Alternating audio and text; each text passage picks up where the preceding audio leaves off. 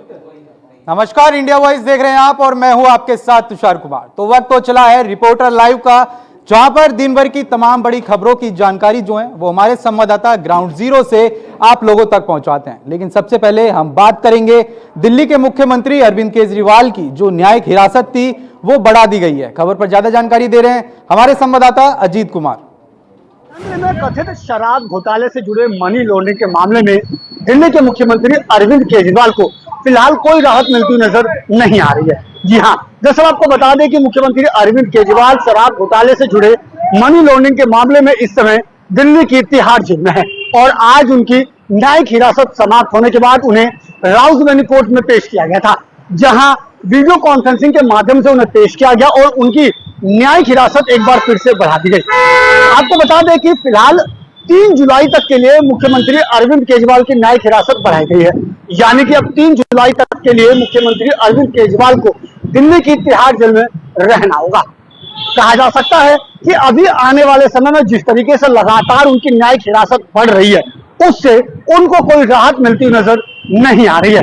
लिहाजा देखना लाजमी होगा कि 3 जुलाई के बाद जब एक बार फिर से मुख्यमंत्री अरविंद केजरीवाल को कोर्ट में पेश किया जाता है तो उनके लिए क्या ये आफत बरकरार रहती है या फिर कोई राहत मिल पाती है। Ajit Kumar, India voice, Delhi.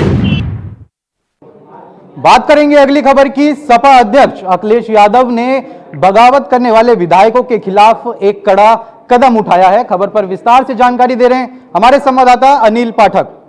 Samajwadi party के बागी विधायकों का टेंशन किसी भी वक्त पड़ सकता है। सपा सुप्रीमो अखिलेश यादव ने संकेत दिए हैं कि बगावत करने वाले विधायकों से हिसाब किताब बराबर किया जाएगा। इन विधायकों की सदस्यता भी जा सकती है। आपको बता दें कि राज्यसभा चुनाव के दौरान उत्तर प्रदेश के 7 सपा विधायकों ने बगावत का रुख अख्तियार किया था और पार्टी फोरम के खिलाफ जाकर भाजपा की मदद की थी। इन विधायकों ने लोकसभा चुनाव में भी सपा का साथ नहीं दिया। आरोप है कि इन विधायकों ने भारतीय जनता पार्टी की खुलकर मदद की। अब इन विधायकों के खिलाफ कार्रवाई का वक्त आ गया है। चर्चा है कि विधानसभा सत्र के दौरान अखिलेश यादव विधानसभा अध्यक्ष सतीश महाना को इन विधायकों की सदस्यता रद्द करने के लिए प्रार्थना पत्र दे सकते हैं। आपको बता दें कि ये विधायक हैं जौन रायबरेली के मनोज पांडे, गौरीगंज अमेठी से हैं राकेश प्रताप सिंह, अंबेडकर नगर से हैं राकेश पांडे और अयोध्या से अभय सिंह, साथ में ही जालौन के विनोद चतुर्वेदी, प्रयागराज से पूजा पाल समेत 7 विधायक हैं जिन पर गंभीर आरोप जो हैं वो लगाए जा रहे हैं। लगातार भारतीय जनता पार्टी से गलबहियां को लेकर के भी ये चर्चा में रहे हैं।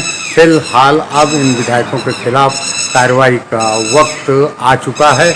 उम्मीद जताई जा रही है कि जल्द ही इन विधायकों के खिलाफ अखिलेश यादव एक्शन मोड में नजर आएंगे। अखिलेश यादव ने चुनावी सभाओं में भी बागी विधायकों को लेकर के करारा तंज कसा था। फिलहाल अब कार्रवाई का वक्त करीब है। इन विधायकों की मुश्किलें बढ़ सकती हैं। कैमरा पर्सन रमाशंकर यादव के साथ मैं अनिल पाठक, लखनऊ। बात करेंगे अगली खबर की। स्वामी प्रसाद मौर्य के इस्तीफे से बीजेपी को होगा फायदा। खबर पर विस्तार से जानकारी दे रहे हैं हमारे संवाददाता रमन मिश्रा। 2024 लोकसभा चुनाव खत्म होने के बाद उत्तर प्रदेश के 10 विधानसभा सीटों पर उपचुनाव होने हैं, जहां पर समाजवादी पार्टी और भारतीय जनता पार्टी ने अपनी तैयारियां जोर शोर से शुरू कर दी। अगर बात करें समाजवादी पार्टी की, तो समाजवादी पार्टी का साफ तौर पर कहना है कि जिस तरीके से पिछले दिनों देखा गया था कि मध्य प्रदेश का विधानसभा चुनाव होना था, तो उसमें कांग्रेस पार्टी ने समाजवादी पार्टी को समर्थन नहीं दिया था और उनके गठबंधन में खटास भी आई थी। लेकिन लोकसभा चुनाव के दौरान समाजवादी पार्टी और कांग्रेस पार्टी दोनों साथ आए और उत्तर प्रदेश में उनका अच्छा प्रदर्शन देखने को मिला। साथ ही साथ समाजवादी पार्टी के सूत्र बताते हैं कि जिस तरीके से लोकसभा चुनाव में प्रदर्शन देखने को मिला है, उसी आधार पर कांग्रेस पार्टी के सामने समाजवादी पार्टी ने शर्त रखी है कि जो महाराष्ट्र का और हरियाणा का विधानसभा चुनाव होना है, उसमें भी कांग्रेस पार्टी समाजवादी पार्टी को सीटें दे, तभी उत्तर प्रदेश की 10 विधानसभा सीटों पर जो उपचुनाव होने हैं उसमें गठबंधन बरकरार रह पाएगा। लखनऊ से कैमरा पर्सन राहुल पाठक के साथ Krishna Mohan Mishra, India voice TV. Lucknow के अकबर नगर में अवैध मदरसों पर चला बुलडोजर। खबर पर विस्तार से जानकारी दे रहे हैं हमारे संवाददाता चंदन वर्मा। अकबर नगर की जो कार्रवाई थी वो कहीं ना कहीं पूरी होती नजर आ रही है। इस वक्त मैं अकबर नगर जहां पर तोड़ा जा रहा था, जहां धराशायी किया जा रहा था, वहीं पर खड़ा हूं। तस्वीरों में आपको साफ तौर पे मैं दिखाना चाहूंगा कि ये वही मदरसा है जिस मदरसे को कल देर रात तोड़ा गया है। यहाँ पर 2 मदरसे बने हुए थे, उसको पूरी तरह से प्रशासन का जो बुलडोजर है उसने गिराया है। और यहाँ की अगर बात की जाए तो पूरी तरह से तस्वीरों में आप देख सकते हैं कि पूरी तरह से ये धराशाही होता नजर आ रहा है अकबर नगर। वही 1169 आवास जो यहाँ पर बने हुए थे वो पूरी तरह से अवैध थे, जिसको प्रशासन का जो बुलडोजर है उसने पूरी तरह से धराशाही कर दिया है। वही 101 दुकानें भी इसमें थी कमर्शियल, जो कि पूरी तरह से अवैध थी। जो प्रशासन का बुलडोजर है वो गरजा और उसके बाद पूरी तरह से आज अकबर नगर धराशाही हो चुका है। यानी अकबर नगर की जो कार्रवाई थी, अवैध निर्माण जिस तरह कर रखा था, अवैध कब्जा जो कर रखा था, उस पर जो प्रशासन का बुलडोजर है पूरी कार्रवाई कर चुका है। अब आप साफ तौर पे तस्वीरों में देखिए कि ये पूरी तरह से जो है मलबा है। अब इस मलबे को हटाने के लिए जो प्रशासन का जो टीमें हैं वो लगाई गई हैं। यहाँ का जो मलबा है इसको साफ करने का जो कार्य है वो अब पूरी तरह से जारी है। लगातार आप तस्वीरों में देख रहे हैं कि जिस तरह से ये अकबर नगर पर जब कार्रवाई हो रही थी उसके बाद से जो लोग थे, लोग इस्तीफे के लिए हाई कोर्ट गए थे। वहीं कहीं ना कहीं जो मुख्यमंत्री योगी आदित्यनाथ हैं उनका जो फैसला रहा वो कहीं ना कहीं इसको सुप्रीम कोर्ट ने भी योगी आदित्यनाथ की कार्रवाई को सही माना है।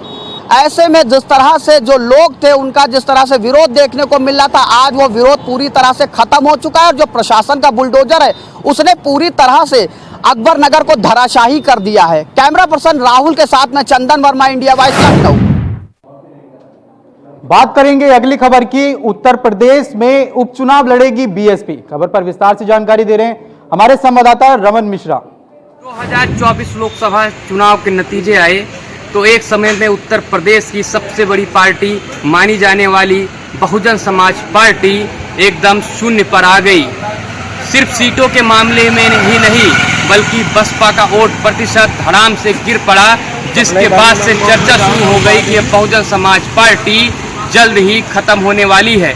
ऐसे में अब सूत्रों के हवाले से खबर सामने आ रही है कि कभी भी उपचुनाव न लड़ने वाली मायावती ने इस बार बहुजन समाज पार्टी को आगामी 10 विधानसभा सीटों पर होने वाले उपचुनाव में उतारने की प्लानिंग और रणनीति तैयार कर ली है।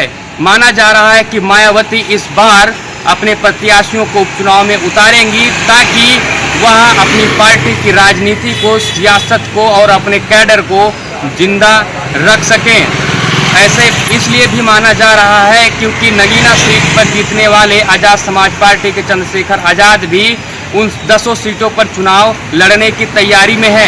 ऐसे में अगर चंद्रशेखर आज़ाद को सफलता मिल जाती है तो दलितों की पार्टी मानने जाने वाली बहुजन समाज पार्टी एकदम से खत्म होने के रास्ते पर आ जाएगी। आपको ये भी बता दें कि विश्वस्त सूत्रों से ये खबर सामने आई है कि मायावती इस बार जो पार्टी के बड़े नेता थे उन्हें दूर कर दिया है और सीधा जिला अध्यक्षों को कमान सौंप दी है। मायावती ने सीधा जिला अध्यक्षों को आदेश दिया है कि जो भी शख्स चुनाव लड़ना चाहता है उसे सीधा उनसे मिलवाएं और ऐसे में पूरा प्रत्याशी का सर्वे कर इस बार मायावती अच्छे प्रत्याशियों पर दांव लगाएंगी ताकि बहुजन समाज पार्टी एक बार फिर से सियासत में बड़ा उलटफेर करते हुए वापसी कर सके। फिलहाल अभी तक बहुजन समाज पार्टी की तरफ से ऐसा कोई औपचारिक बयान नहीं आया है। कैमरामैन रमाशंकर यादव के साथ रमन मिश्रा, इंडिया वॉइस, लखनऊ। बात करेंगे अगली खबर की। उत्तराखंड में कांग्रेस हो या बीजेपी, उपचुनाव को जीतने का दावा जो है वो सभी पार्टियां कर रही हैं। खबर पर विस्तार से जानकारी दे रहे हैं हमारे संवाददाता अभय कैंतुरा। उपचुनाव को लेकर जो सियासी सरगर्मियां थी बहुत तेज होने लगी है, क्योंकि नॉमिनेशन की प्रक्रिया शुरू हो चुकी है। आज कांग्रेस प्रत्याशी काजी निजामुद्दीन ने मंगलौर विधानसभा के उपचुनाव के लिए अपना नॉमिनेशन किया है, तो बीजेपी अपने प्रत्याशियों का नॉमिनेशन करवाने जा रही है और 21 तारीख को बद्रीनाथ सीट पर कांग्रेस के प्रत्याशी अपना नॉमिनेशन करेंगे। बीजेपी और कांग्रेस दोनों ने अपनी जो सियासी तैयारी है नॉमिनेशन को लेकर रणनीति वो बनानी शुरू कर दी और उसके बाद बूथ स्तर पर किस प्रकार से चुनाव जीता जा सकता है उसको लेकर पार्टी नेताओं की जिम्मेदारी तय कर रही है। चाहे बद्रीनाथ की सीट हो या मंगलौर की सीट हो, दोनों ही जगहों पर बीजेपी और कांग्रेस जीत के दावे कर रही है और उस जीत के दावों को पुष्ट करने के लिए पार्टी नेताओं की जिम्मेदारी तय कर दी गई है। यदि हर नेता को बूथ बूथ बांटने का काम यहाँ पर दे दिया गया है कि किस नेता के पास कितने बूथ होंगे और किस प्रकार से वो इन बूथों पर रणनीति बनाएगा। तो ये समझा जा सकता है कि उपचुनाव को लेकर जो सरगर्मियां थी, जो तेज हो चुकी थी, अब उसको अंतिम रूप देने का काम किया जा रहा है ताकि वो जनता उसे वोट के रूप में तब्दील कर सके और आने वाले दिनों में बीजेपी या कांग्रेस जो अपनी जीत करें उसे पोस्ट कर सके। कैमरामैन अपना साथ अभय कंतरा, इंडिया वाइड। बात करेंगे अगली खबर की। लखनऊ के अमौसी एयरपोर्ट से अंतर्राष्ट्रीय फ्लाइट शुरू हो गई हैं। खबर पर विस्तार से जानकारी दे रहे हैं हमारे संवाददाता रमन मिश्रा। उत्तर प्रदेश की राजधानी लखनऊ में स्थित चौधरी चरण सिंह अमौसी एयरपोर्ट का टर्मिनल 3 कई दिन पहले बनकर तैयार हो गया था, जिसका उद्घाटन प्रधानमंत्री नरेंद्र मोदी ने किया था।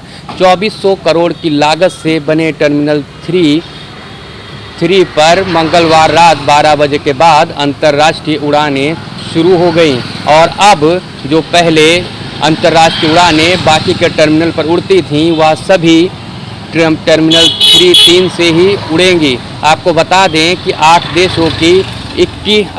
देशों के लिए 21 फ्लाइटें उड़ती हैं जो कि अब टर्मिनल 3 से ही उड़ेंगी। आपको बता दें कि ये टर्मिनल 3 शुरू होने से लगभग 1300 लोगों को रोजगार मिलेगा, वहीं यात्रियों को अच्छी सुविधाएं मिलेंगी। कई लेवल पार्किंग इस टर्मिनल पर बनाई गई है, वहीं पर यात्रियों की सुविधा के लिए कई काउंटर बनाए गए हैं, चाहे इमिग्रेशन का हो गया और चाहे उनके खाने पीने की व्यवस्था के लिए कई अच्छे रेस्टोरेंट की भी सुविधा है। आपको बता दें कि टर्मिनल 3 की जो सुविधाएं हैं वो दिल्ली बेसिस जो एयरपोर्ट हैं वहाँ के सुविधाएं हैं। कैमरामैन रमन शंकर यादव के साथ रमन मिश्रा, इंडिया वॉइस, लखनऊ। बात करेंगे अगली खबर की। रायपुर हत्याकांड के मामले में देहरादून पुलिस ने 7 आरोपियों को गिरफ्तार किया है। खबर से विस्तार से जानकारी दे रहे हैं हमारे संवाददाता तुषार गुप्ता। हुए हत्याकांड के बाद लगातार पुलिस इसकी छानबीन कर रही है। अब तक की अगर मैं बात करूं तो 7 लोगों को गिरफ्तार कर लिया गया है, जिसमें मुख्य आरोपी भी शामिल है।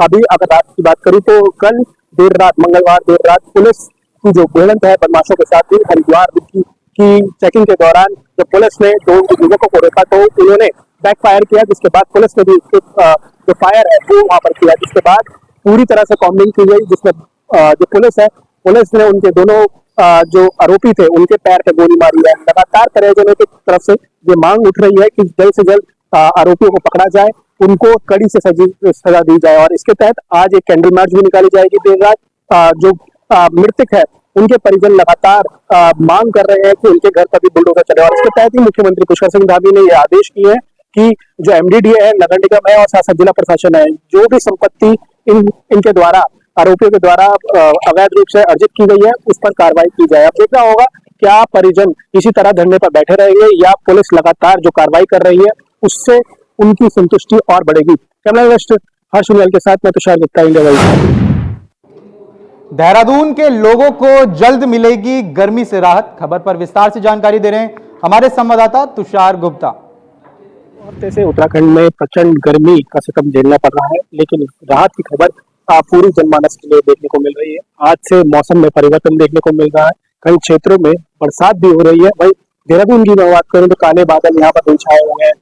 मौसम विभाग की बात की जाए तो मौसम विभाग ने 3 दिन का अलर्ट किया है, जिसमें देहरादून, पौड़ी और जो जितने ऊंचे इलाके हैं वहां पर बरसात देखने को मिल सकती है। मैदानी क्षेत्रों में भी जो हल्की बरसात है वो संभावना मौसम विभाग ने जताई है, जिसके बाद जिस तरह की समस्या गर्मी से आम जनमानस को जूझनी पड़ रही थी वो अब थोड़ी कम होती हुई नजर आ रही है। देहरादून में काले बादल छाए हुए हैं, कई क्षेत्रों में हल्की बारिश अभी हो रही है। ऐसे में देखना होगा कि जो मौसम विभाग ने पूर्वानुमान किया है वो कितना सच साबित होगा। कैमरा हर्ष उनियाल के साथ मैं तुषार गुप्ता, इंडिया वॉइस, देहरादून। बात करेंगे अगली खबर की। अलीगढ़ में एक युवक को लाठी डंडे से पीट कर उसे मौत के घाट उतार दिया गया। खबर पर ज्यादा जानकारी दे रहे हैं हमारे संवाददाता मोहम्मद शाहनवाज।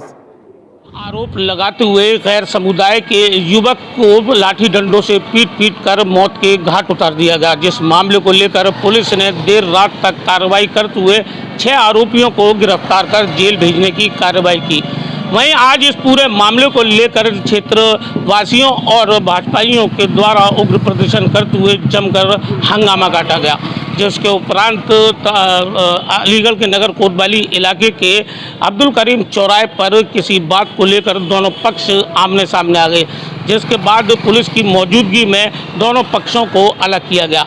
इधर घटना के बाद से ही लगातार भाजपाइयों के द्वारा सभी आरोपियों को निर्दोष बताते हुए रिहा करने की लगातार मांग की जा रही है। इधर पुलिस प्रशासन भी पूरी तरीके से अलर्ट मोड पर नजर आ रहा है। वहीं पुलिस प्रशासन की भारी तादाद में और आज भारी पुलिस बल को तैनात कर दिया गया, जिसके उपरांत आज रिहाई की बात को करते हुए दो पक्ष आमने सामने आ गए, जिसके उपरांत पूरे मामले में एसपी सिटी मृगांक शेखर पाठक के द्वारा बताया गया कि कल रात की घटना के बाद 6 आरोपियों को गिरफ्तार कर जेल भेजने की कार्रवाई की गई है, जिसके बाद कुछ क्षेत्रीय लोगों ने मामले में हस्तक्षेप करने के बाद सभी आरोपियों को रिहा करने की बात कही है। इधर उसके उपरांत समझाने के बाद दोनों पक्ष आमने सामने आ गए।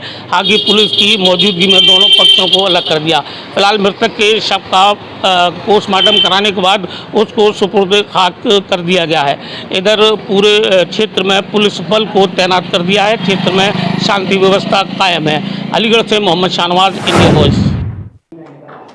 बात करेंगे अगली खबर की। गोरखपुर में एक युवक की कच्ची शराब पीने से मौत हो गई। खबर पर ज्यादा जानकारी दे रहे हैं हमारे संवाददाता अवनीश मणि त्रिपाठी। गर्मी में जो है शराब बनी मौत का कारण हम आपको बता दें कि पूर्वाध में जो है जोधपुर के भौगा पार में जो है एक व्यक्ति की कच्ची शराब पीने से मौत हो गई, तो वहीं दूसरा मरते मरते बचा। वहीं बीते दिनों आबकारी विभाग की टीम ने छापेमारी की खानापूर्ति के लिए। अगर आज की बात करें तो आज सुबह जो है एक देसी शराब के ठेके पे एक मजदूर का 100 मिला भोर में। वहीं स्थानीय लोगों का और ग्राम प्रधान का आरोप है कि यहाँ लगातार 24 घंटे भरतपुर ग्राम सभा के देसी शराब के ठेके पे शराब मिलती है। वहीं महज 100 मीटर की दूरी पे पूर्व माध्यमिक विद्यालय और माध्यमिक विद्यालय है, जहाँ की बच्चियों के आए दिन जो है ये शराबी नशे की हालत में धुत छेड़छाड़ भी करते नजर आते हैं, ऐसा आरोप ग्राम प्रधान का है। वहीं हम आपको बता दें ग्राम प्रधान ने जो है आला अधिकारियों से बात करते हुए शराब के ठेके को बंद कराने की मांग की है। तब तक के लिए आप बने रहे। गोरखपुर से अवनीश मणि के साथ, इंडिया वॉइस। बात करेंगे अगली खबर की। मथुरा में एंटी करप्शन की टीम ने बड़ी कार्रवाई की। खबर पर ज्यादा जानकारी दे रहे हैं हमारे संवाददाता Mohammad Farooq. Anti corruption team ने बेसिक शिक्षा अधिकारी के कार्यालय के बाबू ब्रजराज सिंह को आज रंगे हाथों गिरफ्तार किया है। आगरा से आई एंटी करप्शन टीम ने बाबू ब्रजराज सिंह को 25,000 रुपए लेते हुए गिरफ्तार किया है। स्टेट बैंक चौराहे से ये गिरफ्तारी हुई है। वहीं के एक संविदा कर्मी से 50,000 रुपए की रिश्वत मांगी थी। ब्रजराज सिंह बाबू ने 25,000 रुपए नगद लिए, तभी एंटी करप्शन की टीम आ गई और रंगे हाथों गिरफ्तार कर लिया गया। धर्मेंद्र नामक संविदा कर्मी ने इस काम को अंजाम दिया। उनका कहना है कि मेरे पिताजी के काम के लिए 50,000 रुपए की रिश्वत ब्रजराज सिंह बाबू ने मांगी थी, जिसको लेकर मैंने एंटी करप्शन टीम का सहारा लिया। थाना रिफाइनरी में इस बाबत मुकदमा दर्ज किया गया है। इंडिया वॉइस के लिए मैं मोहम्मद फारूक, मथुरा। बात करेंगे अगली खबर की। मथुरा में एसएसपी ने 19 तबादले किए। खबर पर विस्तार से जानकारी दे रहे हैं हमारे संवाददाता मोहम्मद फारूक। लोकसभा चुनाव संपन्न होने के बाद में मथुरा पुलिस में बड़ा फेरबदल किया गया है। मथुरा के एसएसपी शैलेश कुमार पांडे ने थाना माठ, थाना जमुना पार, सदर बाजार, रिफाइनरी, जैत सहित कई थानों के प्रभारियों को बदल दिया है। निरीक्षक प्रभारी बदलने के बाद में उन्होंने कुछ थाना प्रभारियों को लाइन हाजिर किया है। वहीं प्रभारी निरीक्षकों को नए कुछ लोगों को कमान दी गई है। उप निरीक्षक महिला थाने की आशा चौधरी बनाई गई हैं। वहीं अलका ठाकुर जो महिला निरीक्षक थी महिला थाने की, उनको लाइन हाजिर कर दिया है। इसी तरह और भी कई थाना अध्यक्षों को लाइन हाजिर किया है। इसको देखते हुए पुलिस महकमे में काफी हड़कंप मचा है और भी तमाम कई पुलिस के थाना अध्यक्ष अभी बदले जाने की संभावना जताई जा रही है। इंडिया वॉइस के लिए मैं मोहम्मद फारूक राव। बात करेंगे अगली खबर की। मिर्जापुर में बाघ से आम बीनने को लेकर हुआ विवाद। खबर पर ज्यादा जानकारी दे रहे हैं हमारे संवाददाता कमलेश कुमार।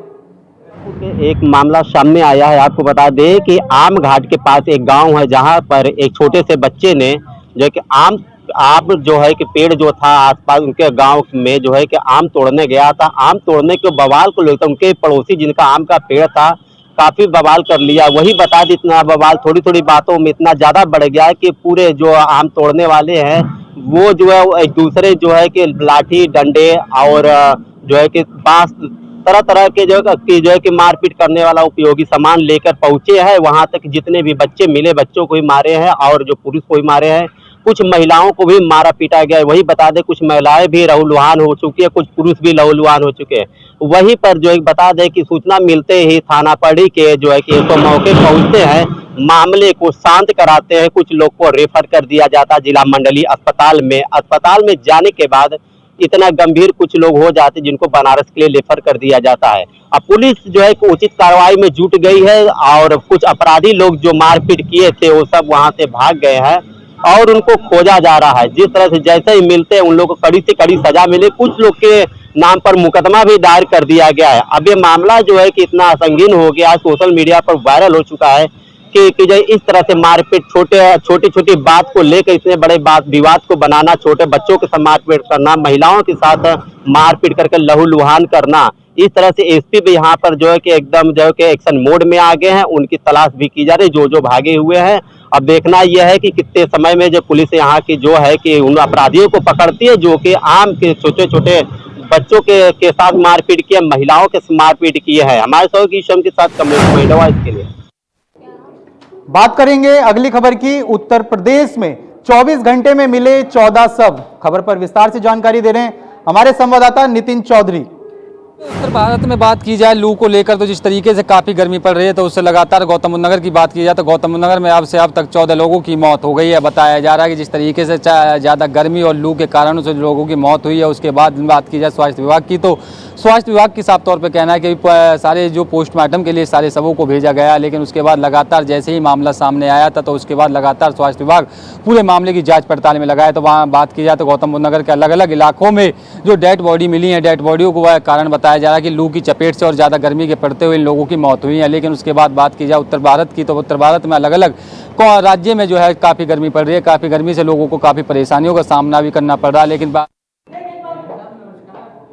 बात करेंगे अगली खबर की। बांदा में डाकघर में फर्जी नौकरी पाने वालों के खिलाफ प्रशासन ने बड़ी कार्रवाई की है। खबर पर विस्तार से जानकारी दे रहे हैं हमारे संवाददाता संदीप।